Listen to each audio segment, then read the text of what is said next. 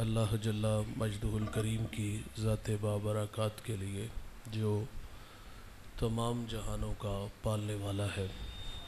اللہ رب العزت کی حمد و ثنا کے بعد حضور تاجدار مدینہ، تاجدار انبیاء، معصوم آمنہ احمد مجتبیٰ حضرت محمد مصطفیٰ صلی اللہ علیہ وسلم کے حضور ناز میں عقیدتوں، ارادتوں اور نیاز مندیوں کا خراج پیش کرنے کے بعد انتہائی عزت و تکریم کے لائق تشریف فرما مقتدر علماء، معزز محتشم حاضرین، السلام علیکم ورحمۃ اللہ۔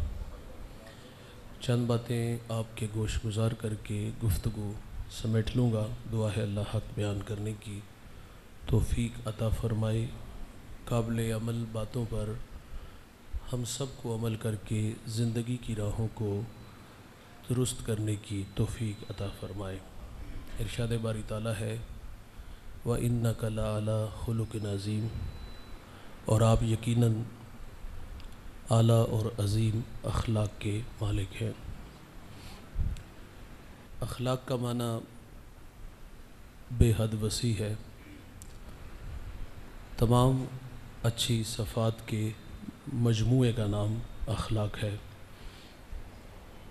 دنیا کے انسانوں میں پائے جانے والی اعلیٰ و ارفع خوبیوں کو اگر جمع کیا جائے اور پھر اس کا موازنہ اللہ کے رسول صلی اللہ علیہ وسلم کی مبارک زندگی کے ساتھ کیا جائے تو ہمیں معلوم ہوگا کہ یہ تمام خوبیاں میرے اور آپ کے آقا و مولا نبی رحمت صلی اللہ علیہ وسلم کی ذات بابرکات میں بدرجہ و تم پائی جاتی ہیں۔ یاد رکھیے گا، کسی بھی گروہ، امت، شخصیت کے اخلاق کا اگر پتہ کرنا ہو کہ اس کے اخلاق کیسے ہیں تو پھر یہ دیکھا جاتا ہے کہ اس کا برتاؤ اپنے دوستوں، رشتہ داروں، گھر والوں، ہمسایوں اور دشمنوں کے ساتھ کیسا ہے۔ مائیکل ایچ ہارٹ 100 شخصیات پہ اس نے تذکرہ کیا اور ان 100 شخصیات میں اس نے پہلا نمبر میرے اور آپ کے آقا و مولا نبی رحمت صلی اللہ علیہ وسلم کو دیا، اور یہ کہتا ہے کہ یہ میں نے عقیدت کی بنیاد پہ نہیں، اگر عقیدت کی بنیاد پہ ہوتا تو وہ مذہباً عیسائی تھا تو پہلا نمبر وہ حضرت عیسیٰ علیہ السلام کا رکھتا۔ وہ کہتا ہے میں نے کسی عقیدت کی بنیاد پہ نہیں بلکہ میرٹ کی بنیاد پہ، اور سچی بات یہ ہے اس کائنات میں محمد عربی جیسی نہ صورت کسی کی ہے نہ سیرت کسی کی ہے۔ اللہ کے رسول صلی اللہ علیہ وسلم کا برتاؤ اپنے گھر والوں کے ساتھ کیسا تھا۔ فرانسیسی ایک مفکر کا قول ہے، وہ کہتا ہے کہ کوئی بھی شخص ہے اس کو اس کے گھر والے ہیرو نہیں مانتے۔ میرے کریم آقا صلی اللہ علیہ وسلم کی شادی 25 سال کی عمر میں ہوئی سیدہ خدیجہ رضی اللہ تعالی عنہا سے۔ 40 سال کی عمر میں پہلی وحی نازل ہوئی، حضور گھر تشریف لائے اور سیدہ سے فرمایا کہ مجھے چادر دو، مجھے سردی محسوس ہو رہی ہے، اور ساتھ کچھ خدشات کا بھی ذکر کیا۔ تو سیدہ نے، یہ 15 سال کی رفاقت ہے، اور آپ نے کیا کہا کہ آپ پریشان نہ ہو، وہ اللہ آپ کو بے آسرا نہیں کرے گا، کیونکہ آپ صلہ رحمی کرتے ہیں، آپ دکھیوں کے کام آتے ہیں، آپ بیواؤں کا آسرا ہیں۔ یہ 15 سال کی رفاقت کا نتیجہ ہے۔ ابن عساکر بیان کرتے ہیں مکہ میں قحط پڑا تو لوگ جناب ابو طالب کے پاس آئے، عرض کیا کہ وادیاں خشک ہو گئیں، جانوروں کے لیے سرسبز گھاس کا ایک تنکا بھی نہیں، اور اہل خانہ بھوک میں مبتلا ہیں، آپ اولاد اسماعیل سے ہیں، چلیں اور اللہ سے باران رحمت کی دعا کریں۔ جناب ابو طالب جب گھر سے چلے تو آپ کی مائیت میں ایک نوجوان تھا جس کی صورت بڑی منمونی تھی. آپ کی پشت کو دیوار کعبہ سے لگایا گیا اور پھر میرے نبی نے یوں آسمان کی طرف انگلی کی. آسمان پہ ایک بادل نمودار ہوا, پھر چھم چھم می برسنا شروع ہو گیا. ہر طرف پانی ہی پانی تھا, وادیاں لہلہانے لگیں, سر سبز گھاس اگنے لگا. اس منظر کو جب جناب ابو طالب نے دیکھا, یہ گھر والے ہیں, تو اپنے بھتیجے کی شان میں قصیدہ لکھ دیا. وَأَبْيَضُ يُسْتَسْقَى الْغَمَامُ بِوَجْهِهِ سِمَالُ الْيَتَامَى عِصْمَةٌ لِلْأَرَامِلِ, کہ میری یہ گوری رنگت والا بھتیجا جسے بادل دیکھ کے امٹ آتے ہیں, یتیموں کا سہارا ہے اور بیواؤں کا آسرا ہے. وہ نبیوں میں رحمت لقب پانے والا, مراد غریبوں کی بھر لانے والا, وہ اپنے پراؤں کا غم کھانے والا, مصیبت میں غیروں کے کام آنے والا. تو گھر والوں کے حضور کے بارے میں کیا جذبات تھے کہ آپ تو صلہ رحمی کرتے ہیں, آپ تو دکھیوں کے کام آتے ہیں, آپ تو بیواؤں کے آسرا ہیں. سیدہ خدیجہ رضی اللہ تعالی عنہا سیدہ فاطمہ سے فرماتی, بیٹے جاؤ ابو سے کہو کہ وحی کے وقت جو چادر آپ کے کندھوں پہ ہوتی تھی وہ مجھے عطا کر دے. سیدہ نے آ کے حضور سے عرض کیا تو حضور فرماتے, جاؤ بیٹا امی سے پوچھو کہ وہ چادر کیا کرنی ہے. سیدہ فاطمہ گھر آئی تو حضور بھی تشریف لے آئے اور فرمایا, خدیجہ چادر کیا کرنی ہے؟ عرض کی, حضور بطور برکت کفن کے لیے ساتھ لے جانا چاہتی ہوں. تو میرے نبی فرماتے, آپ چادر مانگ رہی ہو, اگر میرے جسم کی جلد بھی مانگتی میں محمد تمہیں وہ بھی عطا کر دیتا ہوں. یہ گھر والوں کے ساتھ میرے کریم کا برتاؤ تھا. 9 ازواج اور 9 ازواج میں سے کسی ایک کو بھی ساری زندگی میرے نبی پہ شکایت نہیں رہی. یار حضور جب گھر تشریف لاتے تھے تو آپ آہستہ آواز میں سلام کرتے. کیوں؟ اگر کوئی بیدار ہے تو وہ سلام کا جواب دے دے, اور اگر کوئی آرام کر رہا ہے تو اس کی نیند میں خلل نہ آئے. تو گھر والوں کے ساتھ. اور پھر سیدہ عائشہ کی, خدیجہ رضی اللہ تعالی عنہا کی بات عرض کر رہا ہوں, حضور کثرت سے ان کا تذکرہ کیا کرتے تھے. ان کی سہیلیوں کے گھر میں گوشت بھیجا کرتے تھے. ہم عائشہ فرماتی, میں نے ایک دن عرض کیا حضور آپ اس عورت کا تذکرہ نہیں چھوڑتے. تو حضور فرماتے ہیں, عائشہ مجھے خدیجہ کے بارے میں دکھ نہ دینا, اس خاتون نے مجھے اس وقت مانا تھا جب پورے مکے نے میری بغاوت کی تھی. تو اللہ کے رسول صلی اللہ علیہ وسلم اہل خانہ سے بے حد محبت کا رشتہ رکھتے تھے. اور اماں عائشہ فرماتی, آپ ایک دن پانی نوش فرما رہی تھی تو حضور فرماتے, عائشہ اس میں کچھ بچا لینا. تو انہوں نے بچا لیا. حضور فرماتے, اب آپ یہ بتائیں کہ آپ نے کہاں ہونٹ رکھ کے پانی پیا؟ تو عرض کرتی, حضور یہاں ہونٹ رکھے تو میرے محمد وہیں لب رکھ کے پانی پیتے ہیں. یہ گھر والوں کے ساتھ برتاؤ تھا. اور معذرت سے کہوں گا, میں اور آپ دیکھ سکتے, اور حضور فرماتے ہیں اس شخص کا گھر میرے گھر کے قریب ہوگا جس کا بیوی کے ساتھ اچھا سلوک ہوگا. ہم لوگ باہر اچھے ہوتے ہیں لیکن گھر اچھے نہیں ہوتے, کیونکہ ہم نے وہ مصنوعی ایک چادر اوڑی ہوتی ہے. ہم دکان پہ ہیں, کارخانے میں ہیں, فیکٹری میں ہیں. وہ میاں صاحب نے کہا تھا نا کہ لوکی منو منہ آتے خول چڑھا کے مل دے. ہم باہر اچھے ہوتے ہیں, گھر میں اچھے کیوں نہیں ہوتے؟ باہر اخلاقی سارے تقاضے پورے کیے اور گھر میں گالی گلوچ کا ماحول دیا. اس شخص کا گھر جنت میں حضور فرماتے میرے گھر کے قریب ہوگا جس کا بیوی کے ساتھ اچھا سلوک ہوگا. اور آپ صحابہ کی زندگیوں کو پڑھ لیں, حضور سے سیکھا ہوا دین, اور پھر انہوں نے اپنے گھر کو کس طرح جنت کا ماحول دیا. میں نے طلحہ بن عبید اللہ کی زوجہ کا بیان پڑھا, دل کو چھو گیا. آپ فرماتی میرے شوہر میں 6 خوبیاں جو مجھے متاثر کر گئی. شوہر میں 6 خوبیاں ہو تو گھر جنت لگتا ہے. دھیان سے سنیے گا, اگر وہ 6 خوبیاں آپ میں پائی جاتی ہیں تو مبارک, اگر اس میں کوئی کمی ہے تو پھر ہمیں مشق کرنی چاہیے اور اس پہ عمل کی کوشش کرنی چاہیے. آپ فرماتی میرے شوہر کی اچھی عادت یہ ہے, جب یہ گھر آتے ہیں تو مسکراتے ہوئے آتے ہیں, اور جب یہ گھر سے جاتے ہیں تو مسکراتے ہوئے جاتے ہیں. آتے بھی مسکراتے, جاتے بھی مسکراتے.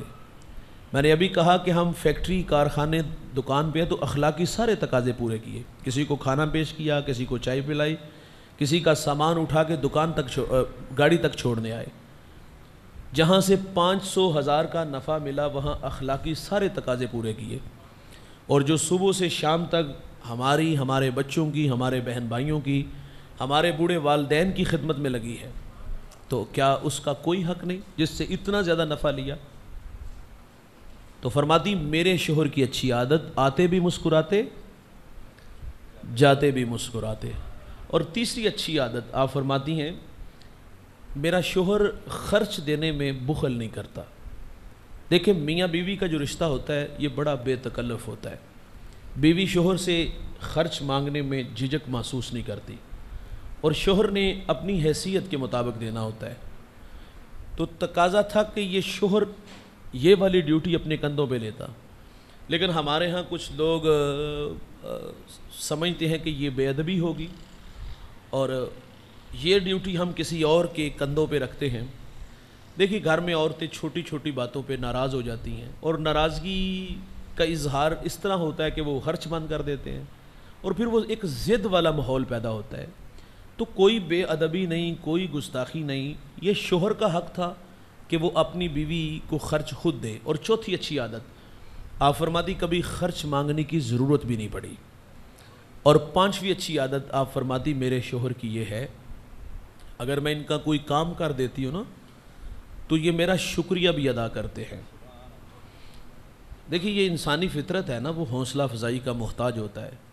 وہ ایک پیر صاحب مرید کے گھر گئے، کھانا پیش کیا گیا، کھانا بڑا لذیذ تھا، کہا ذرا اپنی بیوی کو پردے میں بلاؤ۔ وہ آئی تو کہا بیٹا آپ نے کھانا بڑا اچھا بنایا، تو وہ خاتون رونے لگی۔ تو وہ پیر صاحب کہتے بیٹا آپ نے تو مجھے شرمندہ کر دیا، میں تو آپ کی تعریف کر رہا ہوں۔ تو کہا رونا آپ کی بات پہ نہیں آیا، رونا آپ کے مرید پہ آیا ہے، اس درویش پہ آیا ہے، یہ جو آپ کا ملنگ ہے نا اس پہ رونا آیا ہے۔ کہا کیا ہوا؟ کہا 30 سال ہو گئے اس کے نکاح میں آئے ہوئے، اس نے کبھی نہیں کہا تو نے کھانا بڑا اچھا بنایا ہے۔ تو دو محبت کے جملے بول دینے سے، بعض ہمارے دیہاتوں میں کہتے ہیں یہ چوڑیاں ہوندیاں نے، انہوں نے صحابج رکھنا چاہیے، بھائی اس سے کیا ہوگا؟ دو محبت کے کہنے جملے کو کچھا کھانا پہ کوئی 500,000 انعام دے دیا، چھوٹی چھوٹی خوشیاں ہوتی ہیں بھائی۔ میرے نبی گھر تشریف لائے، دھیان سے سنیے گا، اہل خانہ سے فرمایا کھانے کو کچھ ہے؟ تو عرض کی حضور سرکہ اور روٹی ہے، سالن نہیں ہے۔ تو حضور فرماتے ہیں لے آؤ۔ اللہ کے رسول صلی اللہ علیہ وسلم سرکے سے روٹی کھا کے کیا فرماتے ہیں؟ واہ واہ، سرکہ تو بڑا ہی اچھا سالن ہوتا ہے، سرکہ تو بڑا ہی اچھا سالن ہوتا ہے۔ اور ہمارے گھر میں 3 گھنٹے لگ کے کھانا بنتا ہے، کبھی کبھی ہوتا ہے کھانے میں کوئی نمک مرچ کا مسئلہ آ جاتا ہے، ظاہر ہے خواتین وہ اندازے سے ڈالتی ہیں، بعض کا زیادہ ہو جاتا ہے، اور پھر تیور بڑے دیکھنے والے ہوتے ہیں، پہلے تو گھور کے دیکھے گا، پھر برتن اٹھا کے دیوار سے مارے گا، اور پھر گالی دے کے کہے گا کہ تیری ماں نے تینوں کھانا بنانا نہیں سکھایا۔ معذرت سے بھائی، اگر اسے کسی نے کھانا بنانا نہیں سکھایا تو آپ کو کسی نے بولنا بھی نہیں سکھایا؟ یہ کوئی رویے ہیں یار؟ آپ فرماتی میرے شوہر کی اچھی عادت کہ میں ان کی خدمت کروں تو یہ میرا شکریہ ادا کرتے ہیں۔ اور چھٹی اچھی عادت، اور میں سمجھتا ہوں اگر اس ایک بات پہ ہم عمل کر لینا تو طلاق کی ریشو کم ہو جائے۔ ہمارے پاس روزانہ کی بنیاد پر دارالافتاء میں ایک لمبی لائن لگی ہوتی ہے، طلاق کے مسائل نہیں پوچھنے آتے، طلاق کا حل نکالنے آتے ہیں۔ مجھے تقریباً قبلہ حضرت کے پاس 26-27 سال ہو گئے، اور مجھے اس عرصے میں ایک بھی شخص ایسا نہیں ملا کہ جس نے طلاق دینے سے پہلے طلاق کے مسائل پوچھے ہوں، بلکہ طلاق دے کے طلاق کا حل نکالنے آتے کہ قاری صاحب 6 بال نے اور بڑھاپا آ گیا، بس جذباتی ہو گیا، ایسا تنگ ہی بڑا کر دی ہے تو میں 3 باری کہہ دیتا ہے یہ کو ہوں حل کڈو۔ حل کہاں سے نکالیں بھائی؟ صرف ایک بات پہ عمل کر لیا جائے۔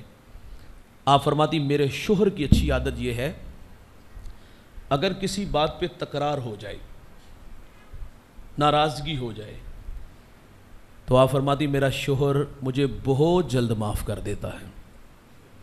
اور ہم کیا کہتے پتر ان 6 مہینے لوا یہ عقل ٹکانے آئے، پہلی بات تو یہ ہے کہ یہ 6 ماہ کوئی ہماری بہن بیٹی کو لگوائے تو ہمیں اچھے لگیں گے، اور دوسری بات یہ 6 ماہ ہم کیوں لگواتے ہیں یہ بھی ہمیں اچھی طرح پتہ ہے۔ ظاہر ہے شریکہ برادری ہوتی ہے، وہ بھی تو چسکے لیتے ہیں، آ کے پوچھتے ہیں گئی کوئی نہیں، خیر نہ لائی ہے، اور پھر وہ بوڑھے والدین بیٹی کا بھی ترلا کرتے ہیں، سمجھا کے بیچتے ہیں۔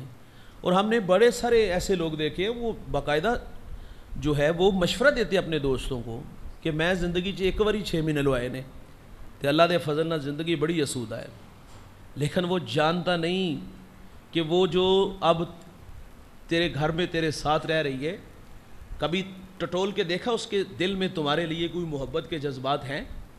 وہ تو ایک جانور کے ساتھ رہ رہی ہے۔ ماں باپ نے سمجھا کے بھیجا تھا کہ بیٹا 2 بہنیں گھر میں بیٹھی ہیں، اگر تو طلاق لے کے آ گئی تو ان کا کون رشتہ دیکھنے آئے گا؟ اور یہ آگے دوستوں کو مشورہ دیتا ہے کہ 6 مہینے لوا، میں بڑا اسودہ ہاں اور میری تو زندگی بڑی سوکھی ہے، لیکن وہ جانتا ہی نہیں تھا کہ اس کے دل میں کیا تیرے لیے کوئی محبت کے جذبات ہیں، کوئی اداسیاں ہیں۔ تو یہ بہت بری بات کہ آپ چھوٹی چھوٹی بات پہ ناراض ہوں اور ناراض ہو کے اسے گھر بھیج دیں یا اس کو طلاق کی دھمکی دیں یا طلاق دے کے اس کو فارغ کر دیں۔ تو فرماتی میرے شوہر کی اچھی عادت، کوئی غلطی ہو جائے تو یہ مجھے بہت جلد معاف کر دیتے ہیں۔ میں نے ایک بزرگ کو پڑھا ہے، آپ کی بیوی بڑی تلخ زبان تھی، محلے داروں نے کہا کہ آپ اس سے جان کیوں نہیں چھڑا لیتے؟ تو آپ فرماتے اس میں ایک خوبی ہے، ایک خامی نہیں، ایک خوبی۔ لوگ ایک خوبی پہ ساری زندگی گزارتے ہیں۔ کہا وہ کون سی؟ آپ فرماتے اگر میں 40 سال بھی کہیں چلا جاؤں نا تو یہ میرا انتظار کرے، 40 سال بھی کہیں چلا جاؤں تو یہ میرا انتظار کرے۔ لوگ تو ایک خوبی پہ یار زندگی گزار دیتے ہیں۔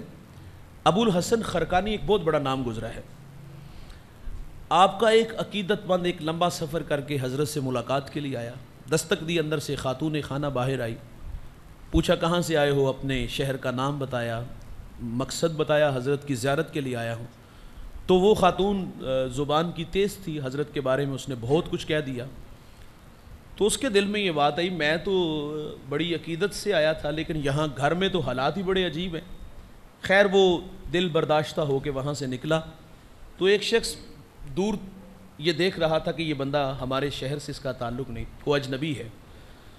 تو کہا کہ میرا ایک مشورہ ہے کہ آپ اپنی رائے کو محفوظ رکھنا، اور دوسرا میں یہ بھی مشورہ دوں گا کہ آئے ہو تو حضرت سے مل کے جانا۔ تو اس نے کہا ملنے میں کیا حرج ہے؟ کہا کہاں ملیں گا؟ تھوڑا سا آگے جاؤ، آگے جنگل ہوگا وہاں ہوں گے حضرت۔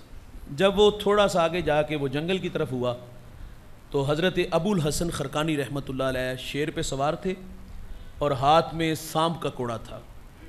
قریب آئے اور قریب آ کے اسے فرماتے گھر سے ہو آئے ہو؟ گھر سے؟ کہا ہاں ہو آئے ہو حضرت، لیکن حالات بڑے عجیب دیکھے ہیں۔ تو کہا کہ حضرت آپ نے یہ مقام پایا کیسے؟ تو آپ فرماتے میں نے اپنی بیوی کی تلخ زبانی پہ صبر کیا تو اللہ تعالیٰ نے مجھے یہ مقام عطا فرما دیا۔ در گزر کا یار پہلو غالب رکھنا چاہیے، ہو جاتی ہے گھر میں اونچ نیچ تو چھوٹی چھوٹی باتوں پہ ناراض ہونا یہ کوئی اچھی بات نہیں۔ تو بات کریم آقا صلی اللہ علیہ وسلم کی عرض کر رہا تھا کہ میرے نبی کا اہل خانہ کے ساتھ برتاؤ کیسا تھا، اور صحابہ نے حضور سے دین سیکھا تو انہوں نے اپنے گھر میں کس طرح ماحول بنایا تھا۔ اور اگر یہ تو ہے برتاؤ اہل خانہ کے ساتھ، اور حضور کا اپنے غلاموں کے ساتھ خادموں کے ساتھ کیسا سلوک تھا سنیے گا۔ حضور جب مکہ سے ہجرت کر کے مدینہ تشریف لائے نا تو اہل مدینہ نے حضور کو تحائف پیش کیے۔ قبیلہ بنو نجار کی ایک خاتون، انصاری خاتون حضور کی خدمت میں حاضر ہوئی اور وہ حضور سے بڑی عقیدت و محبت رکھتی تھی۔ عرض کی کہ حضور آپ کو کسی خادم کی ضرورت ہے، اگر آپ میری پیشکش کو قبول کریں تو میرا بیٹا ہے، آپ اس کو اپنی خدمت میں قبول فرما لیں۔ تو یہ فیروز بختی اس بیٹے کے بھی اور اس خاتون کی بھی کہ حضور نے فرمایا کہ میں اس بیٹے کو اپنی بارگاہ میں قبول کرتا ہوں، اور اس کا نام حضرت انس رضی اللہ تعالی عنہ ہے۔ 10 سال، اور ان کی ڈیوٹی کیا تھی کہ حضور نے کہیں پیغام بھیجنا ہوتا تو انہیں بھیج دے، کوئی چیز منگوانی ہوتی تو حضرت انس کو بھیج، چھوٹے موٹے گھر کے کام کر دیتے تھے۔ کہتے ہیں میں 10 سال حضور کی خدمت میں رہا اور حضور نے ایک مرتبہ بھی مجھے نہ جھڑکا نہ مجھے مارا۔ حضرت انس فرماتے ہیں کہ اللہ کے رسول نے مجھے ایک دفعہ کسی کام کے لیے بھیجا تو میں ایک میدان، کھلا میدان ہے تو بچے کھیل رہے تھے تو میں اس کھیل میں مشغول ہو گئے، دیکھنے لگا تو تھوڑی دیر بعد حضور تشریف لائے اور حضور نے میرے کندھوں پہ ہاتھ رکھا. کہتے میں نے پیچھے پلٹ کے دیکھا تو حضور مسکرا رہے تھے. حضور فرماتے یا انس میں نے آپ کو کسی کام کے لیے بھیجا تھا تو آپ یہاں کھڑے ہو؟ تو کہتے پھر میں نے حضور سے کہا حضور اب میں ضرور جاؤں گا. یہ حضور کا اپنے غلاموں کے ساتھ سلوک تھا. ذوالمجاز کی ایک منڈی لگتی ہے عرب میں جہاں غلاموں کا بھی ایک بازار لگتا ہے. حکیم ابن حزام یہ حضرت خدیجہ کے بھتیجے ہیں. یہ وہاں گئے تو وہاں ایک غلام پسند آ گیا، گورا چٹا تھا اور چھوٹی سی عمر کا تھا. اس کو خریدا اور خرید کے لا کے اپنی پھپھو کو پیش کر دیا اور یہ ان کی خدمت کیا کرتا تھا. سیدہ کا نکاح رسول اللہ صلی اللہ علیہ وسلم سے ہوا تو انہوں نے اس بچے کو حضور کی خدمت میں پیش کر دیا. اس بچے کا نام زید بن حارثہ ہے.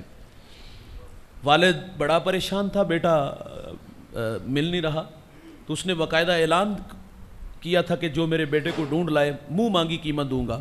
اور گھر میں ماں بیٹے کی جدائی میں اشکبار تھی تو ان کے قبیلے کے کچھ لوگ حرم میں آئے. انہوں نے دیکھ کے زید کو پہچان لیا، جا کے اس کے والد کو بتایا.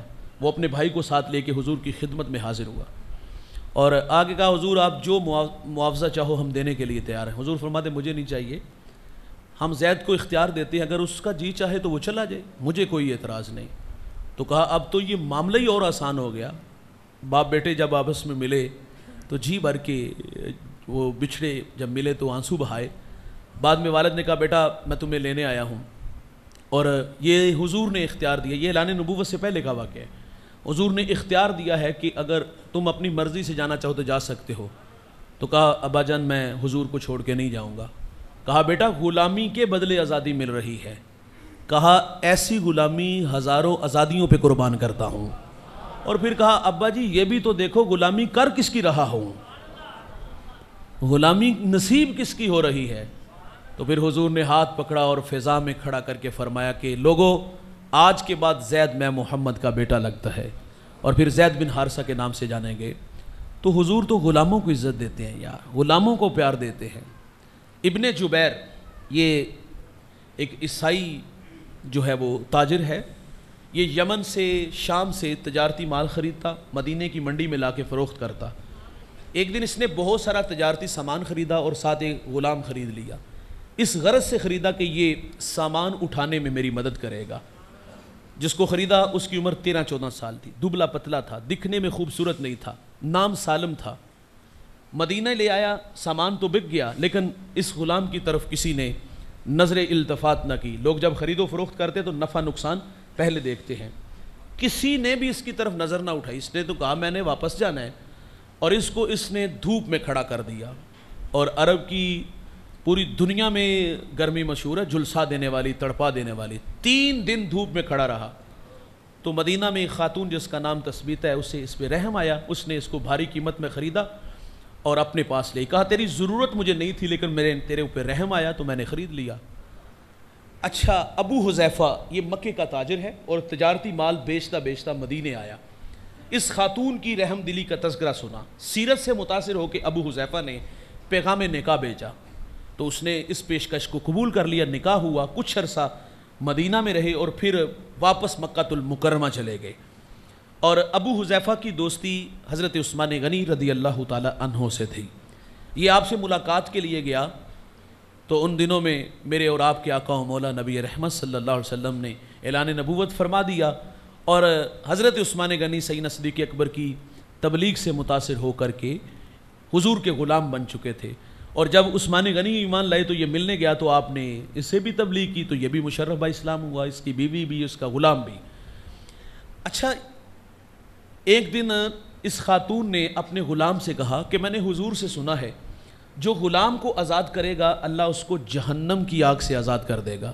کہا میں تجھے آزاد کرتی ہوں. کہا یہاں شہر مکہ میں مجھے کوئی جانتا نہیں تو کہاں زندگی گزاروں گا. کہا تم ہمارے بیٹے بن جاؤ اور ہمارے ساتھ رہو.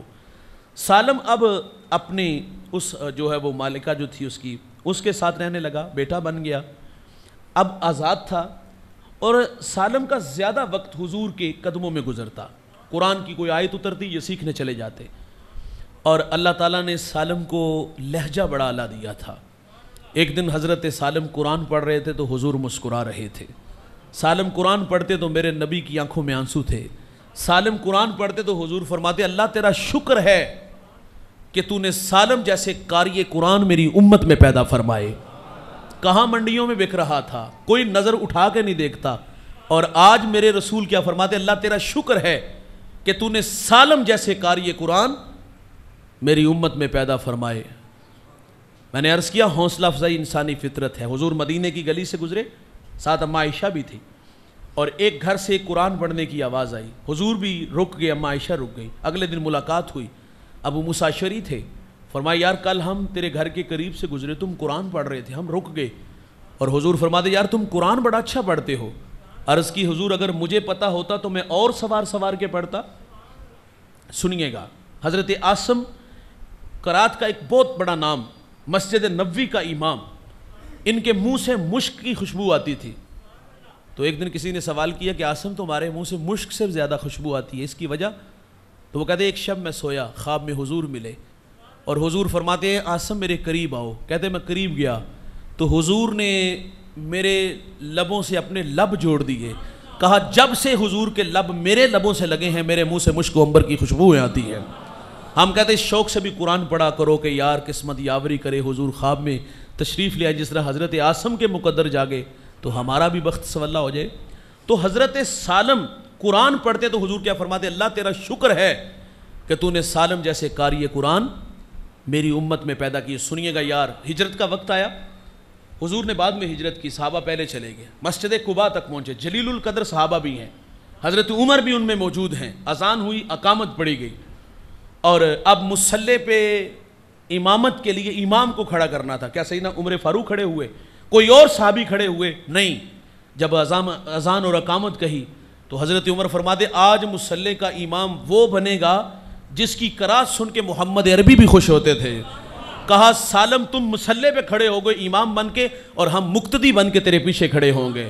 اور سنو یار, مدینے کے وہ یہودی جنہوں نے سالم کو مدینے کی منڈی میں دھوپ میں جلستے دیکھا, کسی نے نظر التفات نہ کی, آج اتنا بڑا اعزاز ملا کہ مسجد قباء کا امام بنا.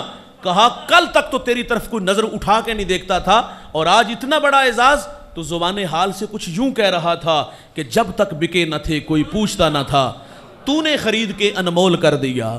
اور میرے نبی نے غلاموں کو عزت دی, اپنے ساتھ جو ہے وہ آپ کے خادمین انہیں حضور نے عزت دی. یار بلال حبشی کو امیہ نے کتنا مارا تھا, احد احد پکارتے ہیں.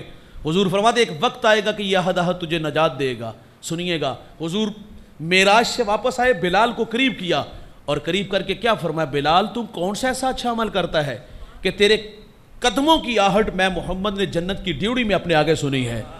بتائیے گا بلال زمین سے اٹھ کے عرش پہ نہیں پہنچ گیا؟ اس ایک جملے نے غلامی کی تھکن اتار نہیں دی گئی کہ جس کا آقا کہے کہ یار کون سا عمل کرتے ہو کہ تمہارے قدموں کی آواز میں محمد جنت کی ڈیوڑی میں اپنے آگے سنتا ہوں. اور یہ وہی بلال ہے جب حضرت عمر رضی اللہ تعالیٰ عنہ سے ملنے جاتے ہیں نا, 23 لاکھ مربع میل کے حاکم میں اٹھ کے استقبال کرتے ہیں, کالے رنگ کے ہاتھ کو چوم کے فرماتے یا بلال انت سیدنا, بلال اوروں کا غلام ہوگا لیکن تو ہمارا آقا لگتا ہے. اسود نامی ایک شخص ایمان لایا, کہا حضور اگر میں ایمان لاؤں تو کیا ملے گا؟ فرمایا وہی جو ابو بکر و عمر کو ملا, جس صف میں ابو بکر و عمر کھڑے ہوں گے اسی صف میں تو بھی کھڑا ہوگا. اگر تو پہلے آئے گا وہ بعد میں آئے گا, تو پہلے اگلی صف میں ہوگا وہ پچھلی صف میں ہوں گے. میرے نبی نے تو غلاموں کو عزت دی, پیار دیا. یار یہاں رکیے گا, ہمارے ماتحت جو ہمارے گھروں میں, ہماری فیکٹریوں میں, کارخانوں میں کام کرتے ہیں, ہمارا ان کے ساتھ برتاؤ کیا ہے؟ واصف علی واصف کا ایک بڑا خوبصورت جملہ ہے. آپ فرماتے ہیں اپنے ماتحت کے ساتھ حسن سلوک یہ ہے کہ اسے اپنا ماتحت ہی نہ سمجھو. اور ہمارے ملازمین کے ساتھ کیا سلوک ہوتا ہے؟ وہ رضوانہ نامی بیٹی کو مار مار کے ڈنڈے, اور آج بھی وہ ہاسپٹل میں زندگی موت کی جنگ لڑ رہی ہے. کیا جرم تھا اس بیچاری کا؟ سینے میں دل نہیں پتھر ہے. ہم نے جانوروں والا سلوک کیا. ہم نے کہا نا انہوں نے اوقات چلا, کیا ہے اوقات؟ یار اوقات نام کس کا ہے؟ یہ رویے ہم نے لوگوں کو دیکھے ہیں. وہ آیا تھا تو سائیکل پہ, بوڑھا ہو گیا اور بڑھاپے تک سائیکل پہ ہی زندگی گزر گئی. اور آپ تو ایک فیکٹری سے 5 فیکٹریوں کے مالک بن گئے، اس کی غربت ختم نہ ہو سکی۔ یاد رکھیے گا، جس گھر کا ڈرائیور ملازم خوشحال نہیں نہ ہوتا، اس گھر میں اللہ کی رحمت کے فرشتے نہیں اترتے۔ ہر سال بھیک ہی مانگنی پڑتی، بیٹی کا نکاح ہوا تو ترلا ہی کرنا پڑا۔ ہمارے پاس ایک فیصلہ آباد سے ایک سیٹھ صاحب آتے ہیں، وہ ٹیکسٹائل مل کے مالک ہیں، تو ان کا جو ڈرائیور ہے، میں نے اس سے سوال کیا کہ آپ کب سے ان کے پاس ہو؟ وہ کہتے ہیں میں ابھی بچہ ہی تھا اور اس وقت سے اب تک ان کے پاس ہی ہوں۔ میں نے کہا آپ کی حالات؟ وہ کہتا ہے اب میرے پاس اپنی 2 گاڑیاں ہیں، میں نے 2 ڈرائیور ان پہ رکھے ہیں۔ تو میں نے کہا آپ چھوڑ دیں، آپ اللہ نے آپ کے لیے آسانیاں اور راستہ اچھا مل گیا۔ تو وہ کہتا ہے مجھے جو کچھ بھی ملا ان کی وجہ سے ملا ہے، تو میں تو نہیں ان کو چھوڑوں گا۔ وہ کسی نے کہا تھا نا کہ تو کروڑ پتی کیسے بنا، اس نے کہا تھا میں نے نیچے والوں کو لکھ پتی کیا، اللہ نے مجھے کروڑ پتی کر دیا۔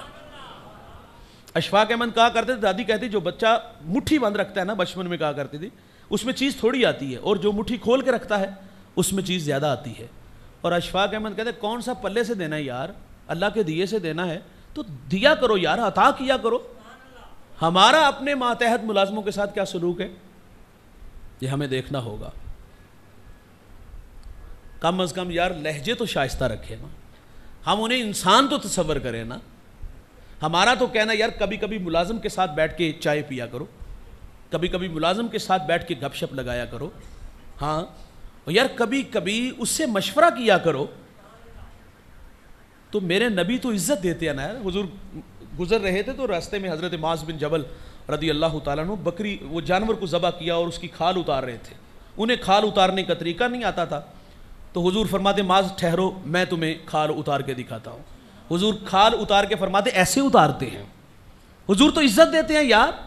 کھانا بنانا تھا نا، ایک صحابی نے کہا میں بکری ذبح کروں گا، دوسرے کہا میں کھال اتاروں گا، تو حضور فرماتے کھانا بنانے کے لیے جو ہے وہ آگ کی ضرورت ہوتی ہے تو میں محمد جنگل سے لکڑیاں کاٹ کے لاؤں گا۔ تو حضور تو عزت دیتے ہیں یار۔ اور ہمارے ساتھ وابستہ جڑے ہوئے لوگوں کے ساتھ ہمارا سلوک کیا ہے، یہ ہمیں بغور دیکھنا ہوگا۔ چوری بیٹا کرتا ہے تو الزام ملازم پہ لگ جاتا ہے، چوری بیٹی کرتی تو الزام ملازمہ پہ لگ جاتی، کٹہرے میں کھڑا کر دیا جاتا ہے۔ کیا غریب خوددار نہیں ہوتے؟ لیکن غربت امتحان بڑا ہے۔ بس دعا کیا کریں اللہ بھرم رکھ لے۔ میں حرم مکہ میں تھا، شار ابراہیم خلیل پہ بیٹھا تھا، تو میرے ساتھ میرے ایک ساتھ جو ہم سفر تھے، تو ہمارے درمیان میں ایک صاحب آ کے بیٹھ کے احرام سے لپٹے ہوئے تھے اور چہرے پر آثار تھکن تھے۔ میں نے بے تکلفی میں ان کے کندھے پہ ہاتھ رکھ دیا، میں نے کہا تھک گئے ہو؟ تو وہ مجھے کہتے ہیں یہ میرا 4تھا عمرہ ہے۔ میں نے پوچھا کہاں سے آئے ہو؟ کہتا ہے میں کشمیر کا رہنے والا ہوں۔ حالات پوچھے تو اس نے کہا کہ میرے اپنے ہی خاندان کے 17 افراد شہید ہو گئے۔ اور میں نے معاشی حالات پوچھے تو وہ کہتا ہے وہاں غربت ہے، مجھے بھی عمرہ کسی نے کروایا ہے۔ لیکن اس نے ایک بات کی جس نے تڑپا دیا اور ہم کافی دیر وہاں بیٹھ کے روتے رہے۔ اس نے کہا مولانا ایک دعا کیا کرے، غربت ایک جگہ پہ نہ ٹھہرے، یہ گھر بدلتی رہے۔ وہ کہتا ہے ستم یہ ہے کہ یہ گھر نہیں بدلتی، اور جب یہ گھر نہیں نہ بدلتی تو ہمارے بھرم ٹوٹتے ہیں۔ تو یار ہمارے ہاں تو وہ آیا بھی غریب اور جب دنیا سے چلا گیا تو پھر بھی غربت کی زندگی مر گیا۔ ہمارا کہنا ہے جس گھر کا ڈرائیور ملازم خوشحال نہیں ہوتا اس گھر میں اللہ کی رحمت کے فرشتے نہیں آتے۔ انہیں عزت دیا کرو، ان کے لیے آسانیاں پیدا کیا کرو۔ اور میرے کریم آقا صلی اللہ علیہ وسلم کا برتاؤ یہ تو ہے اپنے غلاموں کے ساتھ، تو حضور کا دشمنوں کے ساتھ برتاؤ کیسا تھا، سنتے چلیے گا۔ مکہ فتح ہوا، 10,000 کا لشکر لے کے حضور گئے، اور مکہ والوں نے جتنے دکھ میرے رسول کو دیے، کانٹے بچھائے، گڑھے کھودے، اجریاں پھینکی، گلے میں رسی ڈال کے تو دیے، کتنے دکھ دیے۔ عام الحزن شیب ابی طالب میں 3 سال محصور رہے، سوشل بائیکاٹ ہوا، ماؤں کی چھاتیوں سے دودھ خشک ہو گیا، اور بچے بھوک کی وجہ سے روتے تو مائیں منہ پہ تھپڑ نہیں مارتی، اتنا کہتی تمہارے رونے کی آواز اگر کافروں نے سنی تو وہ تمہارے نبی محمد کو تانے دیں گے۔ بچے خاموش ہو جاتے۔ صحابہ کہتے ہیں ہم نے پتے کھا کے گزارا کیا، چمڑے بھگو کر کے گزارا کیا۔ ایک صحابی کا میں نے بیان پڑھا، وہ کہتے ایک گیلی جگہ میرا پاؤں آیا، نہ جانے وہ کیا تھا، اٹھایا کھا لیا، آج تک یہ خبر نہیں کہ وہ چیز ہے کیا تھی۔ کتنے دکھ ہیں جو مکہ والوں نے نہیں دیے۔ آج حضور فاتح بن کے آئے، 10,000 کا لشکر ہے۔ ابو سفیان نے عرض کیا کہ مہربانی فرمائے من دخل دار ابی سفیان فہو آمن، جو تیرے گھر میں داخل ہو جائے گا امان دی جائے گی. کہا گھر تو چھوٹا ہے. فرمایا جو دروازے بند کر لے, ہتھیار پھینک دے, عام معافی کا اعلان ہے. اور سنو یار, آپ فاتحین کو پڑھ کے دیکھ لے. اور نپولین بہت بڑا فاتح ہے, جب وہ فاتح بن کے آتا تھا تو وہ بستیاں اجاڑ دیتا تھا, لیکن حضور فاتح بن کے آئے. اور انداز کیا تھا کہ حضور کی پیشانی اونٹ کی جو ہے نا وہ کوہان کے ساتھ لگی ہوئی تھی. اس عاجزی اور انکساری سے داخل ہوئے. دشمن لائن میں کھڑے ہیں. یہ وہ دشمن جنہوں نے ساری زندگی حضور کو دکھ دیے. یہ اپنی اگر خود سزا تجویز کرتے تو کم سے کم سزا کیا ہونی چاہیے تھی؟ اگر انہیں قتل نہ کیا جاتا تو کم سے کم سزا یہی تھی کہ انہیں شہر بدر کر دیا جاتا. لائن میں کھڑے ہیں دشمن.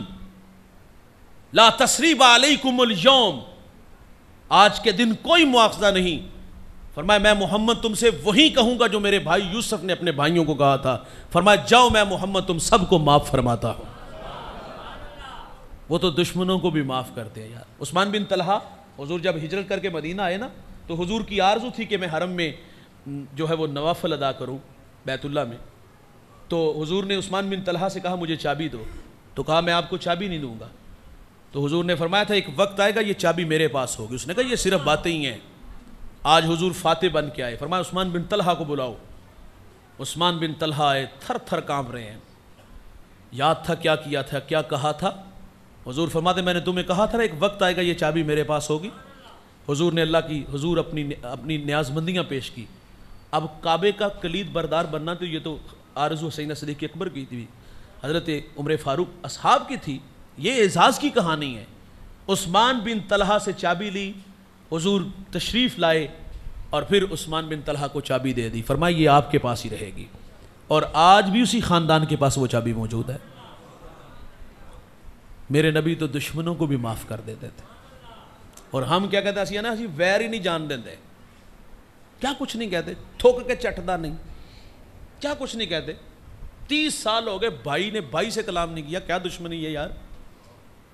بچوں پہ جھگڑا ہوا نا, بچے تو 10 منٹ بعد پھر میدان میں ہوتے ہیں. ہم نے نالائق اولاد دیکھی اور وہ باقاعدہ اپنے والد سے کہتا ہے کہ ابا جی تسی مر گئے تو میں نہیں آؤں گا, میں مر گئے تو تسی نہ آیا جے. باپ کا لاشا گھر میں تڑپ رہا ہے. محلے دار ترلے کر لے پتر جاندی ور پیو دا منہ ہی ویکھ لے. کہتا ہے بات کی تھی, نہ غسل دے سکا, نہ کفن پہنا سکا, نہ کندھا دے کے قبر میں اتار سکا, نہ اس کی قبر پہ 2 آنسو بہا سکا. ہم نے تو اپنوں کے ساتھ دشمنی مول لی ہوئی ہے. اور میرے نبی تو اتنے مہربان. حضور ایک غزوے میں تشریف فرما دیے, یہ ہجرت کا 4تھا سال ہے. ایک شجر سایہ دار کے نیچے محو استراحت تھے, تو دشمن نے وہ تلوار نکالی اور حضور کی آنکھ کھل گئی. تو کہا آج آپ کو کون بچائے گا مجھ سے؟ فرمایا اللہ. کانپنے لگا, ہاتھ سے تلوار گری, حضور نے پکڑ لی. فرمایا اب بتا تجھے کون بچائے گا؟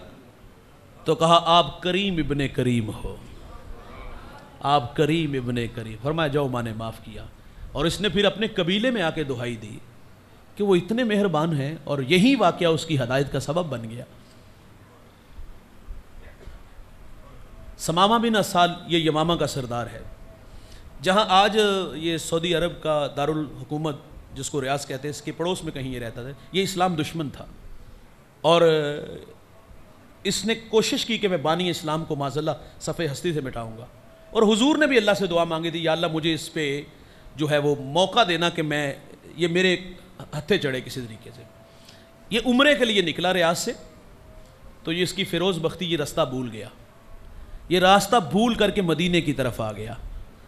تو میرے نبی تو بھٹکے ہوں کو بھی سینے سے لگاتے ہیں.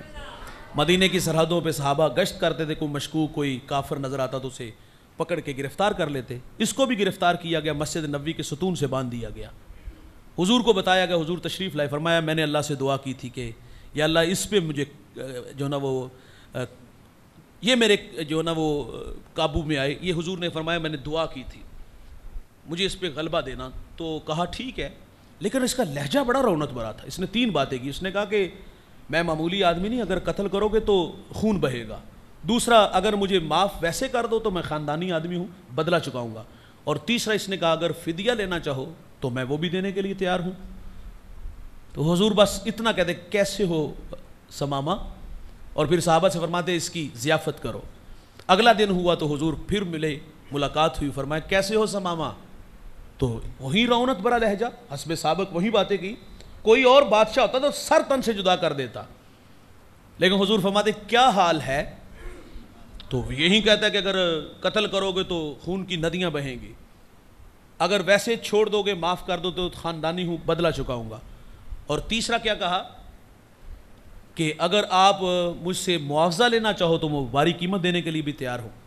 حضور کوئی بات نہیں کرتے، چلے جاتے۔ تیسرا دن ہوا، لہجے میں اگر رس ہو تو دو بول بہت ہیں، انسان کو رہتی ہے محبت کی زباں یاد۔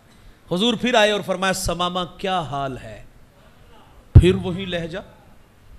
حضور نے صحابہ سے فرمایا اس کی رسیاں کھول دو، رسیاں کھول دی گئیں، فرمایا جاؤ میں بغیر معاوضے کو تجھے چھوڑتا ہوں۔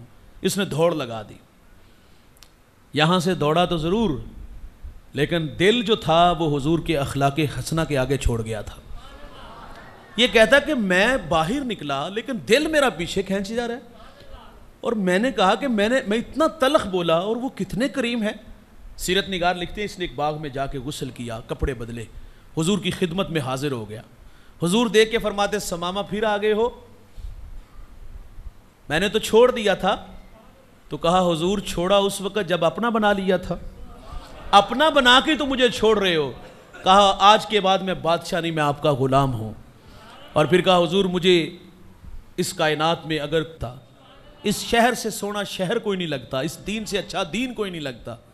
تو کہا حضور اب مجھے اجازت دیں، میں عمرہ کے لیے آیا تھا۔ تو حضور نے عمرے کا طریقہ بتایا، تعلیم دی۔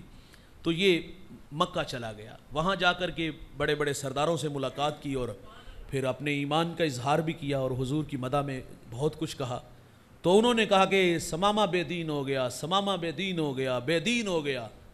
تو پھر ثمامہ نے کیا کہا کہ اللہ کی قسم، قسم با خدا، اب میں تمہیں گندم کا ایک دانہ بھی نہیں دوں گا حضور کی اجازت کے بغیر، کیونکہ وہاں سے گندم ان کے پاس آتی تھی۔ تو اس نے واپس جا کر کے گندم کی سپلائی روک دی، قحط پڑا مکے میں۔ تو پھر مکہ والوں نے حضور کو خط لکھا، اپنی قرابت داری کا واسطہ دیا، کہا کہ ثمامہ سے کہیں کہ وہ گندم کو بحال کرے، اس کی سپلائی بند نہ کرے۔ سر کتنے دکھ دیے مکہ والوں نے۔ تو اللہ کے رسول صلی اللہ علیہ وسلم نے ثمامہ کو کہا جس طرح پہلے گندم یہاں بیچتے تھے اب بھی بھیجا کرو۔ تو وہ تو دشمن کو بھی معاف کر دیتے ہیں یار، اور ہم نے کیسی دشمنیاں اپنوں میں ڈال رکھی ہیں، نفرتیں اتنی زیادہ کہ یار دوبارہ ایک دوسرے کا منہ دیکھنے کے بھی قابل نہ رہے۔ نفرتیں کم کرو یار، معاف کرنے والے جذبے پیدا کرو۔ اس پہ اور بھی بہت کچھ کہا جا سکتا ہے، تو وقت سمٹ گیا۔ حضرت نے مجھے حکم دیا آج آپ نے زیادہ ہمیں وقت دینا ہے، تو میرا خیال ہے کہ کافی لمبا خطاب ہو گیا۔ جو کہا سنا اللہ ہم سب کو عمل کی توفیق عطا فرمائے۔ اللہم صلی علی سیدنا و مولانا محمد و آلہ و اصحابہ